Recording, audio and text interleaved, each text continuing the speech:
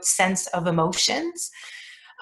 Before we start, I'd like to just check in with everyone to see if there were any questions about any particularities of the activities from the workbook from last week. Ashley brought you through an introduction to self, so the 4 pillars that are associated to not only vicarious trauma, but really building that vicarious resiliency. So in terms of safety, emotions, loss, as well as future. You really dug into exploring the safety aspect of the self. The other handouts that were provided was how do overwhelming experiences affect us, along with how do you respond to stress, or really an opportunity to really self-reflect around what are some of the physical or the somatic symptoms that you may experience, and other signals such as the way that you react or perhaps that you behave, and certain things that perhaps that you are able to list as being helpful versus unhelpful. And also an understanding of what safety means to you. I believe that Ashley would have gone through the different forms of safety, whether it be physical safety, social safety, psychological safety, or moral safety. And really exploring what that means for you as a healthcare professional or also a frontline worker. Finally, really looking at what does boundary means for you in terms of porous, rigid, as well as healthy boundaries. And finally, looking at trust. There was also a art activity. Do you have a gremlin within? So that was really an opportunity to explore what that sense means for you. And finally, also in terms of gratitude journal. So really looking at something that you accomplished that week, as well as something that you were grateful for that week as well.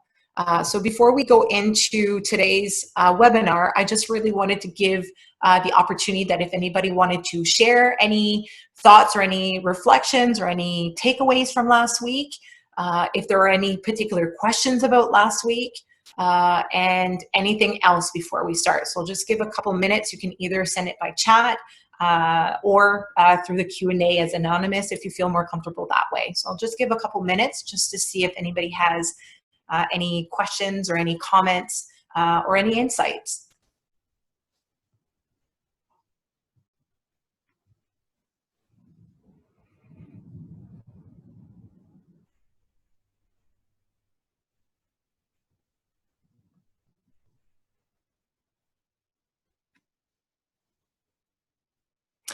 So absolutely. So if you were not able to make it last week, I believe that CMHA is recording each session, so that should be available on their YouTube. Our CMHA partner has also put in the link to the handouts from last week right onto our chat, so you can always look at those activities there. But I do believe that it is going to be on YouTube for those that were not able to make it last week. So for those of you who just got in, welcome back. Oh, there you go. So the the link for week 2 is already up on YouTube.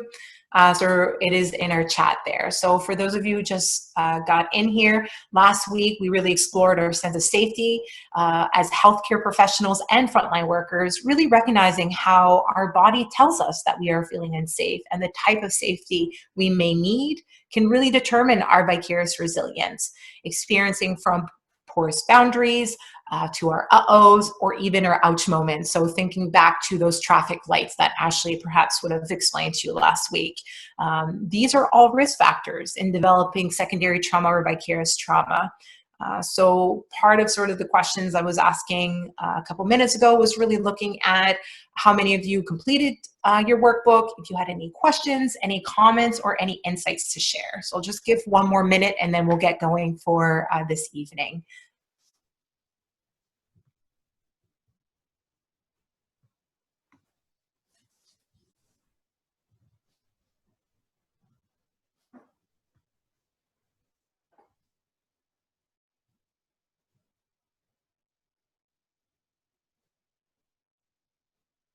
All right, so throughout the presentation, feel free to send a message or within the Q&A, and I'll do the best that I can to answer that as we go through the slides today. I will be taking off my video in order for you to be able to pay attention to the slides today. By any means, you can still send messages. All right, so here we go. So this evening, we're going to be diving into emotions. And one thing to really remember is that we are all born with emotions, and then we must learn to manage our emotions throughout our lives. The technical explanation for emotions is that they're electrical and chemical signals in your body that alerts you to what is happening. These signals often begin with your sense of sight, touch, hearing, smell, and taste. Remember how we talked about how our experiences get processed at our first week when we talked about the vacuum, that prefrontal cortex, or maybe the librarian from the hippocampus, and our amygdala, which I gave the title of conductor. This is, in sum, is what we call affect, so affect. Affect is the word given to the basic biological component of emotional experience.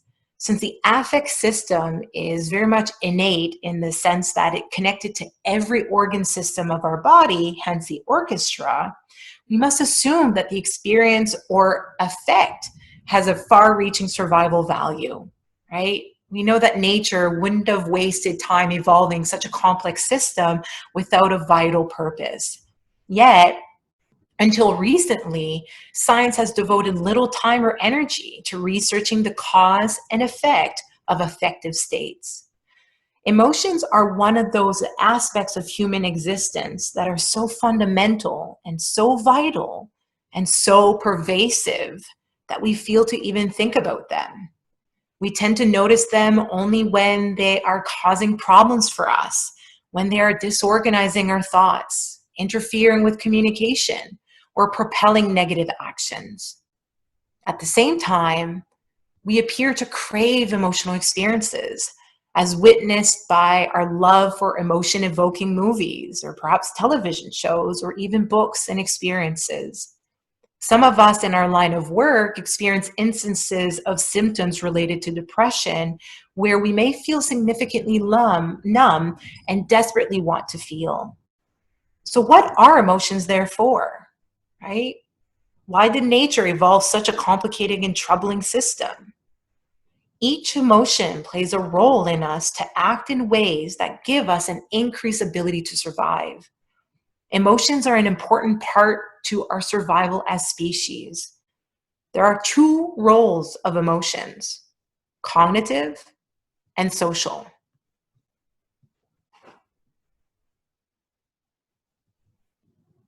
So what is the cognitive role of emotions? Affect draws our attention to something, determines what information reaches our consciousness, right? That 5 to 10% we talked about in the first session, and motivates our behavior. Think about it this way.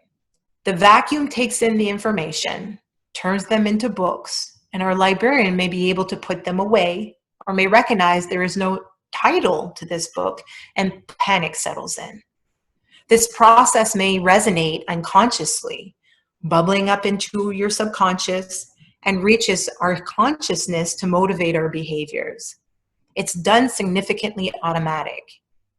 Having vicarious resilience gives you the intentional factor to recognize when this information starts bubbling up.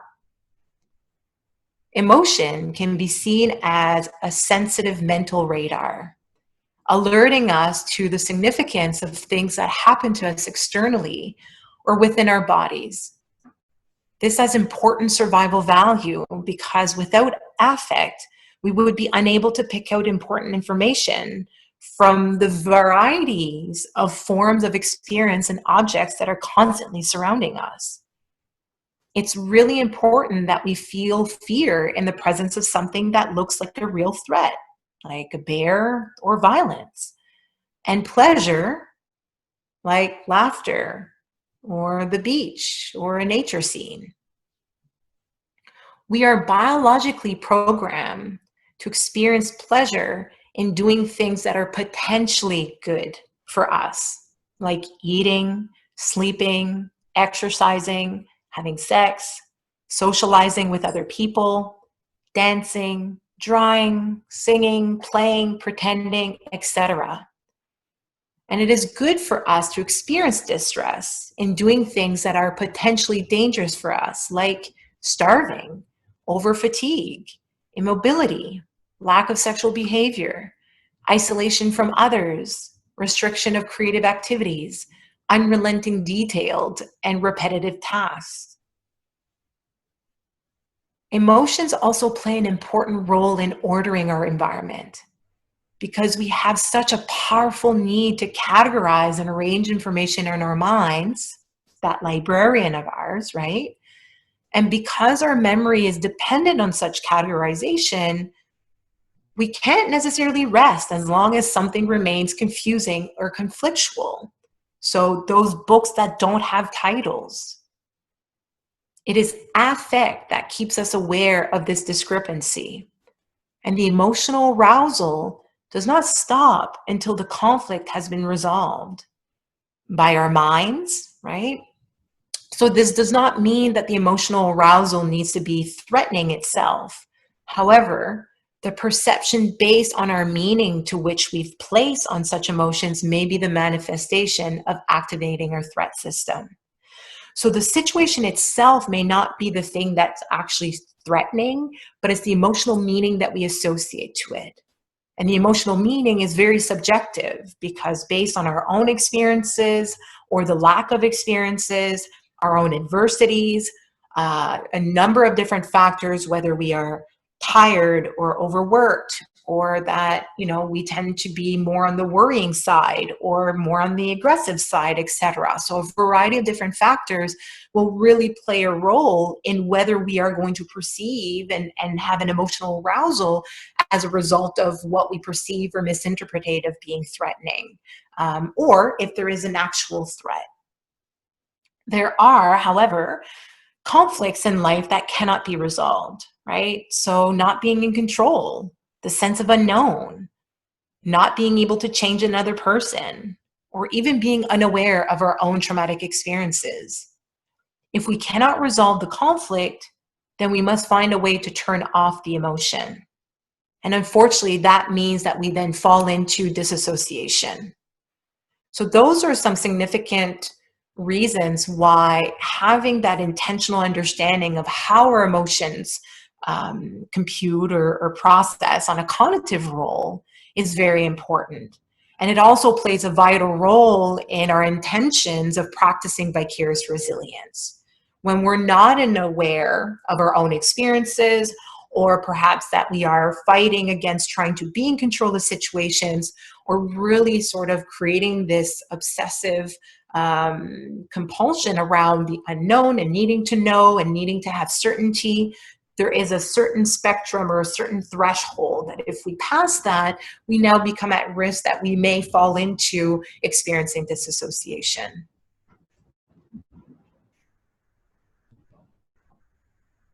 So now for the social role of emotions.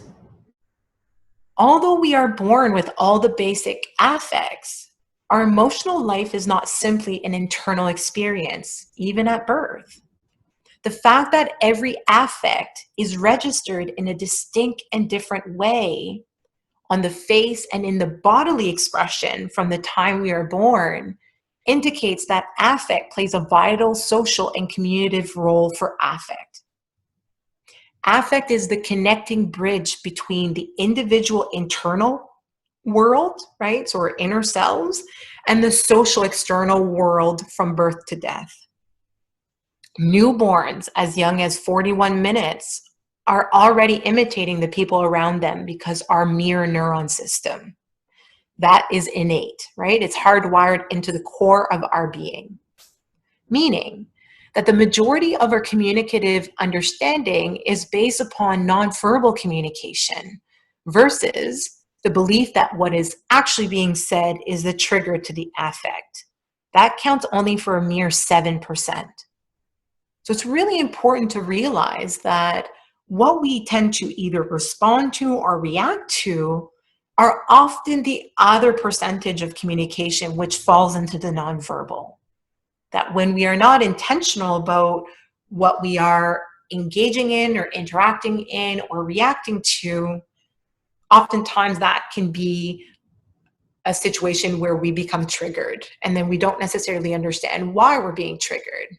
but the effect is happening as a result of our inner selves as well as what we are perceiving externally. Depending on how our affects have been categorized, right? So our early childhood, positive role models, supportive adults, parental involvement, caring community, increased parent-infant contact, knowledge of our own development as a kid, will play a significant role in how you categorize experiences now, right? So whether or not we acknowledge our traumas, we seek support, whether we're capable of identifying emotional triggers, we're able to seek out and to participate in mental health treatment, that we are capable of creating safe and stable nurturing relationships.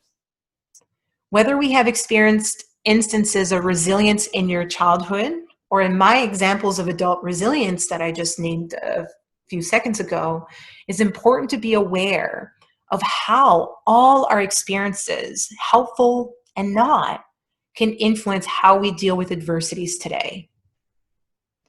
If you're one of 4 individuals who experience one or more adverse childhood experiences or have experienced a wave of adversities in your adult life, these experiences may become risk factors in developing unhelpful affects or unhelpful reactions, which can significantly impact your interpersonal relationships, how you perceive, and how you interpret yourself, others, and the world.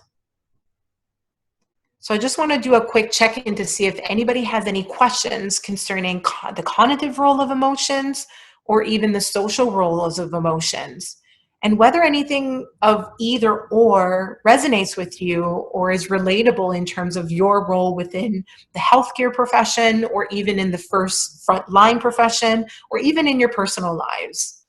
You can either send it through the chat or send me a Q&A or an anonymous. I'll just give a couple minutes here to kind of just sink in the information that I provided so far.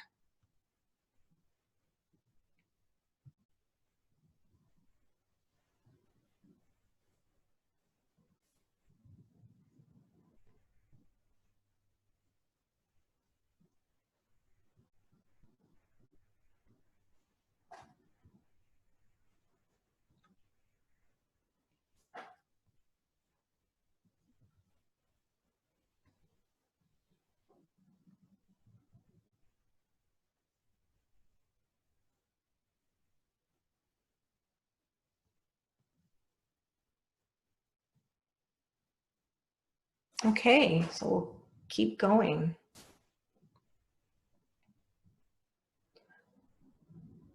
So the slide that you see here, you'll see some of the basic emotion types, but you'll also see some of the physical signs of stress, as well as some common behaviors and emotions signaling stress. So as you kind of go through and you see those different physical signs or somatic symptoms, as well as some of those behaviors, try to reflect on whether some of these are relatable to you or that you've experienced in the past, or perhaps that you have seen other colleagues experience. So it's important to recognize that we are profoundly influenced by other people's emotional state. From birth on, our rapidly interpersonal responses occur and are dynamically physiological responses to other emotional states. This information is conveyed not through language, but through nonverbal communication that makes the system available to us even in the early stage of development, right? So we talked about that, those mirroring neurons. But also, because we are human beings, so mammals and animals, we are social species.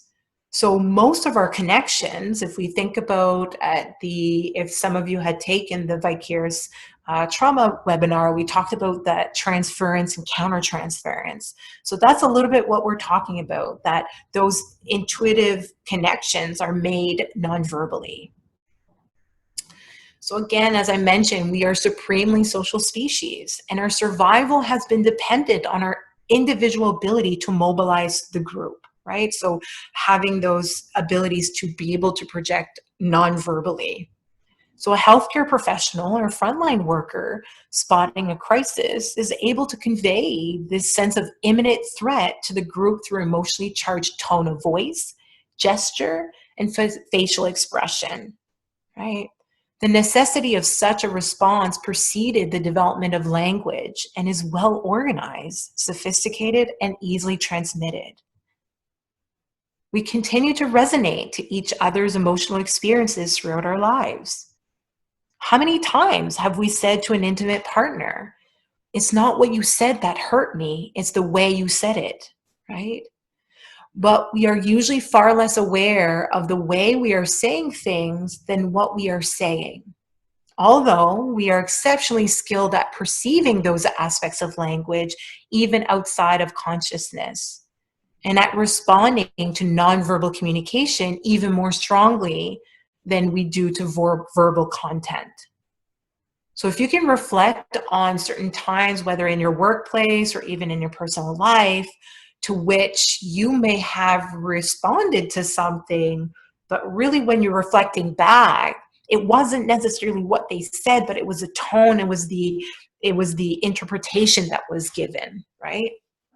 So it could be as an example of, asking your partner to do the dishes and for whatever reason becoming very upset when they don't do it. So it's not necessarily the action or the communication of the dishes itself, but is the meaning of what that meant. That perhaps the trigger had to do with, I didn't feel heard or I didn't feel validated, right? Versus the actuality of having those dishes done. We catch each other's emotions all the time. The more our attention is riveted on someone else, the more interrelated we are with someone else, right? So it's that transference or countertransference that I was talking about. The better they are expressing their feelings non-verbally, and the more stressful the situation, the more likely we are to catch other people's emotional experiences. So one thing that's really important to realize is that part of the global experiences that we're all going through, whether in your workplace or individually, we are going through a significant global sort of trauma and global pandemic. And that is reasons for some really heavy and significant nonverbal expressions, right? And expressing our feelings nonverbally, especially in these trying times where they are highly stressful situations.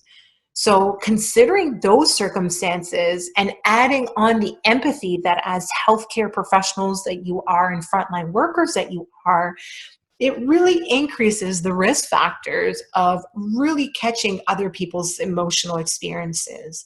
And when we're not intentional about recognizing sort of the vibe in the air, we can very much quickly be caught off guard, which can signal our triggering, right?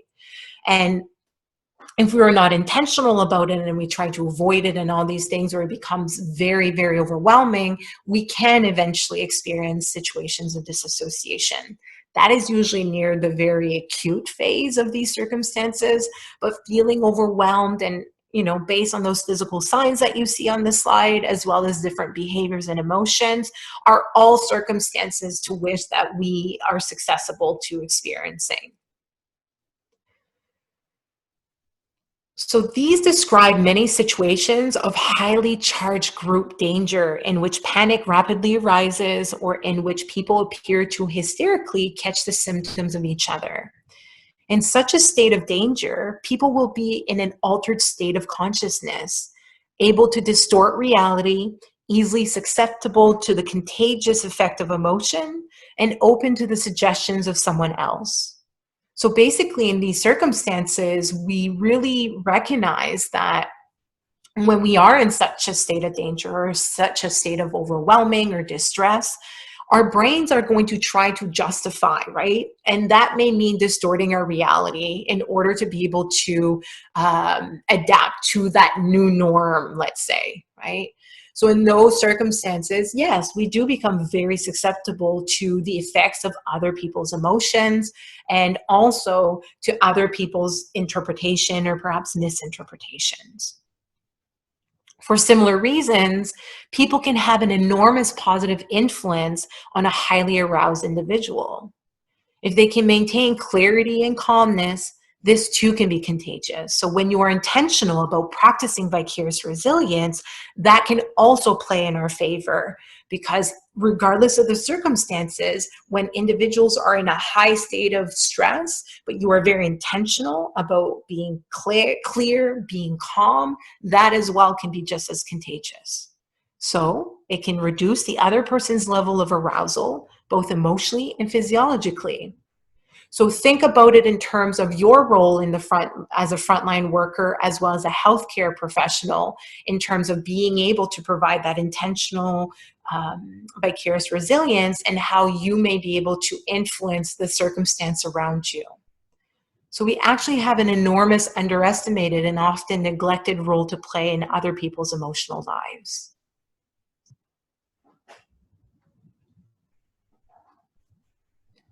As we explored so far, I think it's fair to assume that life is really too complicated to lend itself to all or nothing thinking.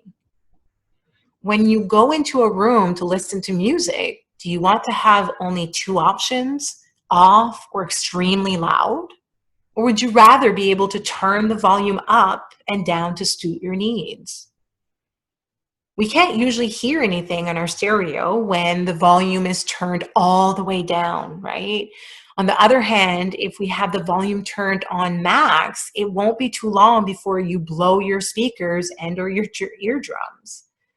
Our effectiveness diminishes as we go too far up the scale or too far down the scale of intensity. Extremes on either end don't work. One thing to consider is that both ends, too far down or too far up, provokes anxiety. On one end, because you don't know what to feel; on the other end, because the emotions are too loud, that it alters a feeling of danger and we become scared, or we respond in fight, flight, or freeze.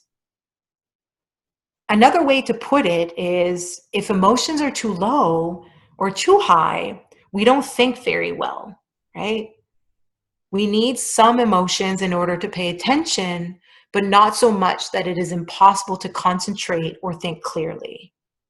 This is why it's important to match emotional response to the situation. So ask yourself, what is appropriate in the situation you're in? Is how I'm feeling helpful for me in this situation? I'll give a couple seconds and I'd like to hear your thoughts on this. How do you know to raise the emotional volume when it is too low or too high? And maybe you never really reflected on this question before. So I'll give a couple seconds just to think about that, and if you have any comments about that.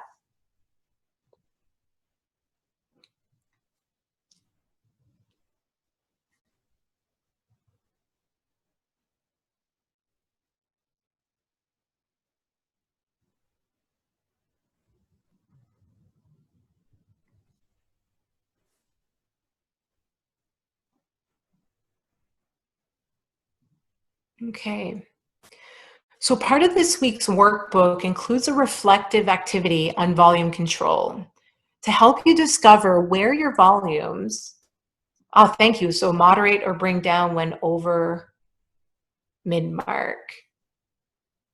Okay. So Wendy, are you basically saying that, when you notice that your emotions are kind of at the moderate level, that then you kind of try to bring it down a little bit? Because I guess we all have spectrums, right? Because I tend to say, I have a spectrum from 1 to 10. So oftentimes, if I'm in a situation where, as a professional, that I might notice that my emotions is at about maybe a 4 or 5, I know that my threshold of no return is at a 7, right? So by being very intentional about my vicarious resilience and being very intentional about how I interpretate information and how I interpretate my emotions, I really do try to pay attention by looking at what are some of the symptoms, right? Oftentimes I'll get irritable, or all of a sudden I get sort of fidgety, or I may begin to start thinking anxiously. And in those circumstances, then I kind of zone back into, well, what is my body telling me, right? Those symptoms usually tell me that I'm creeping up to a 4 or 5, right? So yeah, very good that when you start recognizing you have some of those moderate emotions, of taking those steps to try to bring those down. So as I mentioned, part of this week's workbook, you're going to have some reflective activities on volume control, and that can really help you discover where your volume control is, and if you have the awareness to reflect on whether your volume matches the situation that you're in. So the intensity of our emotions should match the situations we find ourselves in, right? But for people who have difficulties managing emotions, there is frequently a mismatch between the intensity of the emotion and the situation itself. So think back to the example I gave about if you ask your partner to get the dishes done, it doesn't get done, and then you become overly emotional about it.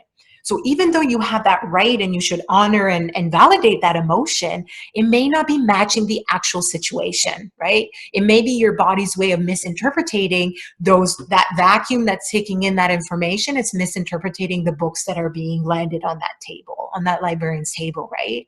So it's not so much about the dishes itself, but it's the meaning associated to it, that I'm not feeling validated or I'm not feeling heard, right?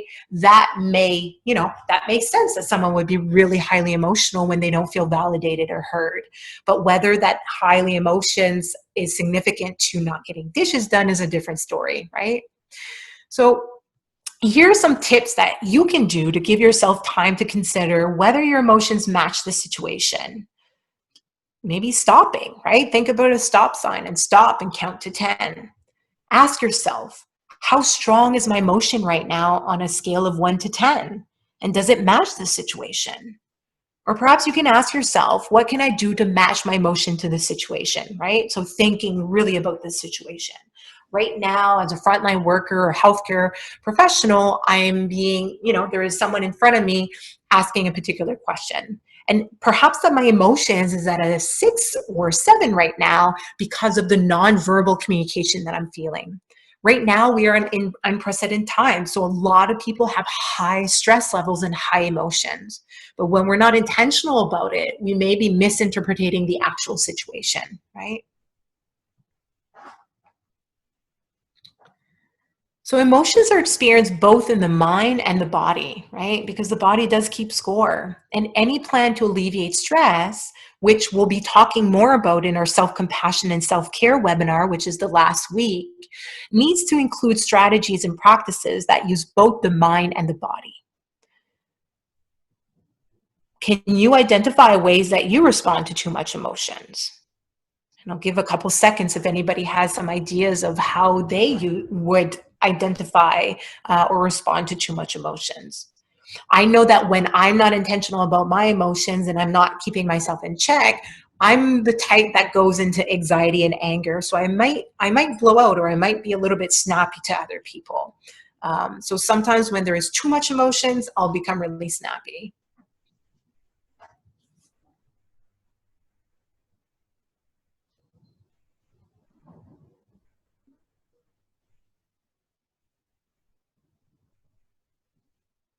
Okay. So extreme states of emotions are based deep within the brain. It can be best to involve soothing skills that are more sensory types of practices, such as sight, smell, touch, sound, taste, rather than too cognitive. When we are outside our window of tolerance, it can be hard to apply reason as we're in survival mode. So when that vacuum takes in all of the information, whether it is in that 10% of ourselves, right, which is our consciousness, or that 90%, which is subconscious and unconscious, and it arrives on that librarian's desk, oftentimes if there's no title to it, that's us going outside of that window of tolerance. Or it may be a resonate of when that vacuum sucks all that information in, and it may resonate on a book that has already been there, right? So when we're outside of our window of tolerance, we sort of fall into two categories. So either below the window or above the window. So when we're above the window, both circumstances would be dysregulation. So people that often fall into above the window, such as myself, would fall into either anxiety and anger. When you fall below the window, you may experience anxiety and depression. So this deep heaviness of either loss of hope or heaviness, tiredness, etc. And if that continues on, so if we're sort of taken by surprise or the emotions are too intense, we may then fall into hyperarousal, which is the anger and aggressive, so it's the blowout, or under that window of tolerance into the hypoarousal, which is the anxieties and depressions, very low depression. So it helps to learn how to recognize the different settings on your volume control. Focus on sensory techniques and give yourself permission to be intentional in your actions. How helpful is this for me? And what is it that I'm doing and why am I doing it?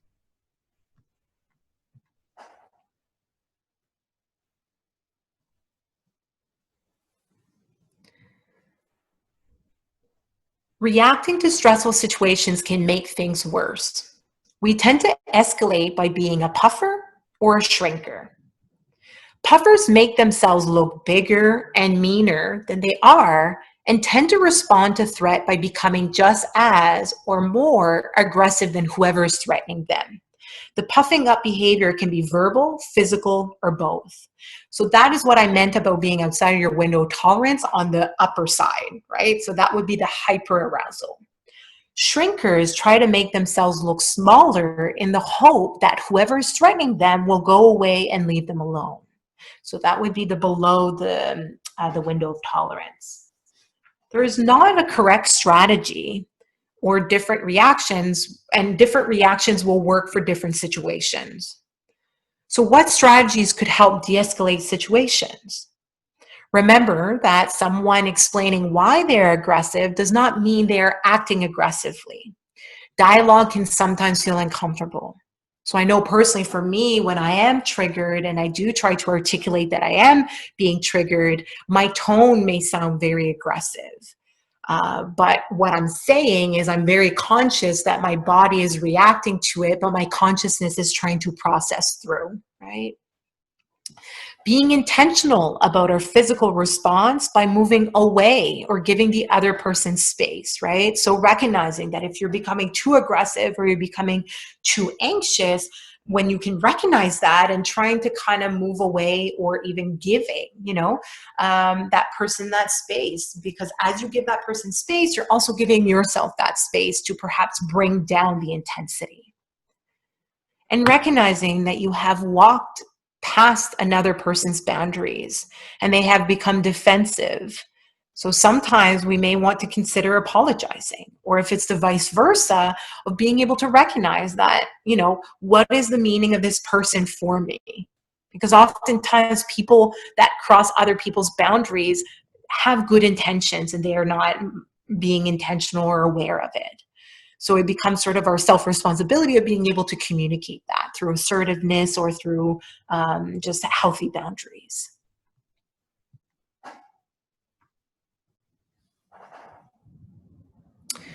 So the silencing response refers to the helper's inability to attend to the stories, experiences of our clients by redirecting the material that is less distressing or uncomfortable. So when we are not aware or we're unable to be intentional about our emotions as frontline workers and healthcare professionals, we may become at risk of sort of acting out the silencing response. So some of those signs may include changing the subject with a particular individual or even a colleague, providing past answers, being angry or sarcastic with the client, using humor to change or minimize the subject, blaming clients for their experiences, faking listening, not being able to pay attention, being afraid of what is going to be said, or suggesting the person just get over it. So some of those signs may recognize of, oh, I think that I'm doing the silencing response because right now I have not recognized that these stories that are being told or these experiences that I'm experiencing in my workplace are very distressful and uncomfortable, right? So oftentimes it's almost like a default that we are going to redirect this information in order to have less distress and less uncomfortness, right? But oftentimes that can be misinterpreted, and then these different signs occur. And that can break that relationship with the client, or it can also create more distress and more discomfort.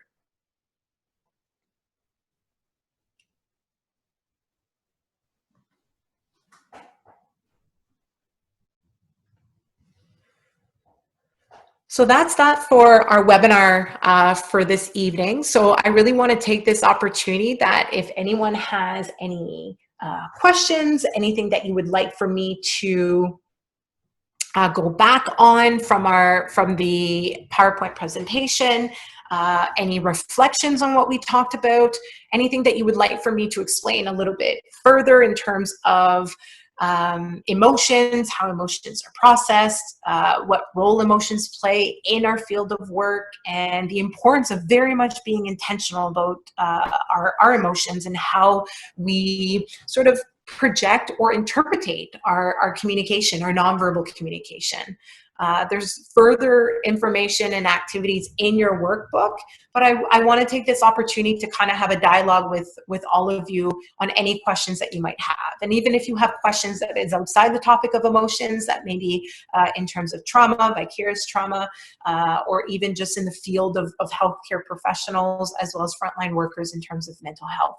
So yeah, the floor is open to whoever might have any questions. If you feel more comfortable, you can always send the chat directly to me, or in the Q&A, or anonymously, or to the whole group.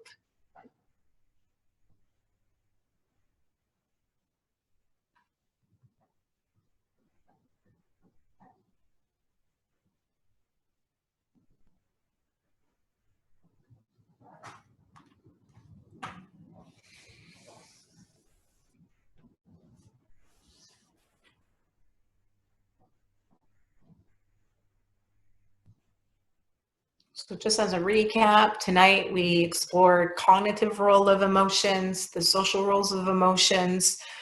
We looked at the different types of how it interrelates and how it connects, our sciencing responses, and really the importance of really looking and being in tune with our emotions, and how helpful, right? The opportunity of really reflecting and asking ourselves, how helpful is this emotion for me in this present moment? And whether my volume, right, my emotional volume control matches with the situation at hand.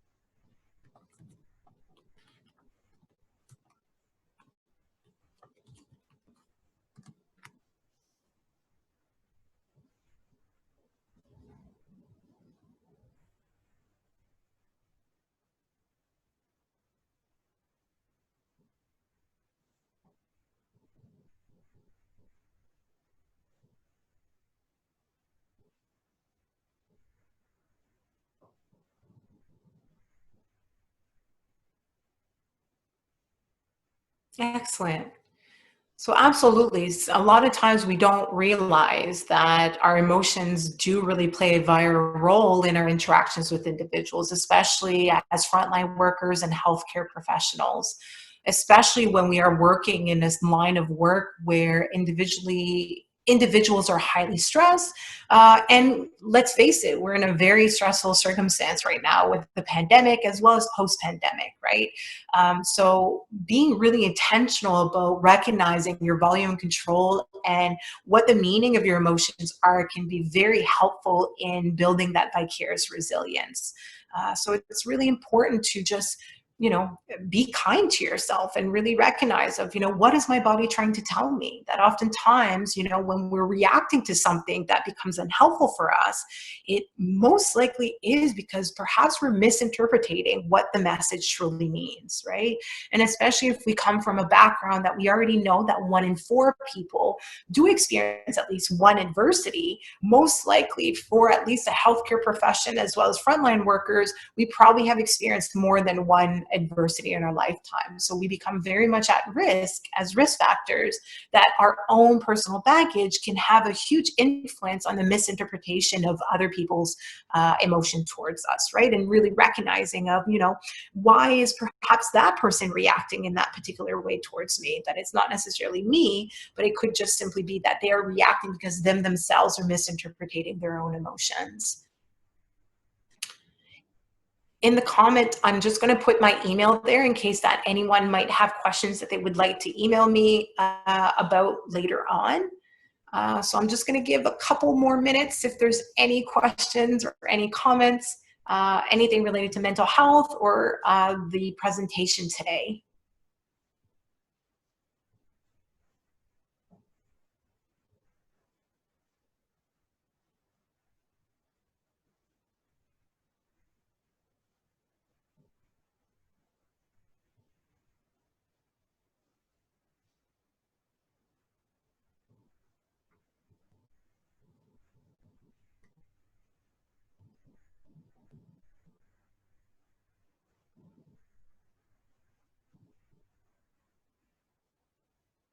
Excellent. And I know that sometimes it can be a lot of information, especially when we use technical terms or even just the idea of, you know, emotions, because it is quite complex in terms of, you know, chemicals and signals and all these different things. So by any means, give yourself permission to kind of digest and food for thought for this evening. And if you do have any questions throughout the week, feel free to reach out. I've sent my email there. If you forget the email, you can always reach out to CMHA of New Brunswick, and they'll be able to connect you to me. So if there's no other questions, thank you so much for participating. We are still kind of new at this. This is something that we usually do in person, and there's way more information, but we don't want to overwhelm people too much either. And it's usually much more interactive because we are in person. But I thank you so much for participating, and we look forward to seeing you next week. So next week, my understanding is that you are going to be looking at so we did emotions, so you're going to be looking at loss as well as future. So that'll be an interesting dialogue. Because of the material, we're actually not going to be going for 6 weeks. It's actually going to end at 5 weeks. So next week, we're putting 2 together. And then that following week, we will be looking at self-compassion as well as self-care, which is a very important aspect. So, okay, so be well, take care, and hopefully we'll see you next week. Take care.